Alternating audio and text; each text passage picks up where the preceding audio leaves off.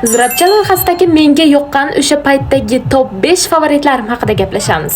Birinchi mavsumda qatnashgan Aziza ismli qiz menga juda ham yoqgan edi. Ayniqsa menga uning dark stayli juda ham yoqgan va o'ziga rom eta olgan edi. Va 4-mavsumda menga Diyora, ya'ni Dora Burxan yoqar edi. Chunki uning modellardek bo'y-basti, qad-qomati, keng fikrlashi meni o'ziga jalb qilgan edi. Va yana yoqimtoyligi bilan Farangiz ismli qiz juda ham ajralib turar edi. Qandaydir o'zgacha yoqimtoy qiz bo'lgani uchun ham menga u yoqib qolgan edi.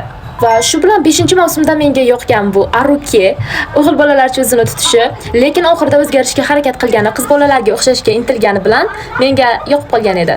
Va eng yoqimtoylardan biri boshqacha doimo kulib turadigan qiz Madina. Juda ham o'zgacha va chiroyli qiz edi.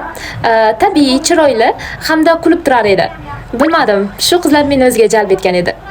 O'sha paytlarda dadam zirapchani ko'rishga qo'ymas edilar, lekin zirapchadagi qizlar o'zini o'zgartirishga harakat qilgan. Men o'zini xatolarini tan olib, o'zini o'zgartirishga harakat qilganlarni juda ham hurmat qilaman. Ular ham shular jumlasidandir. Shuning uchun men hech qanday negativ fikr bildirmayman va bu yoqtirganlarim o'sha payt zirapchani ko'rib yurganimda yoqtirgan qizlarim edi.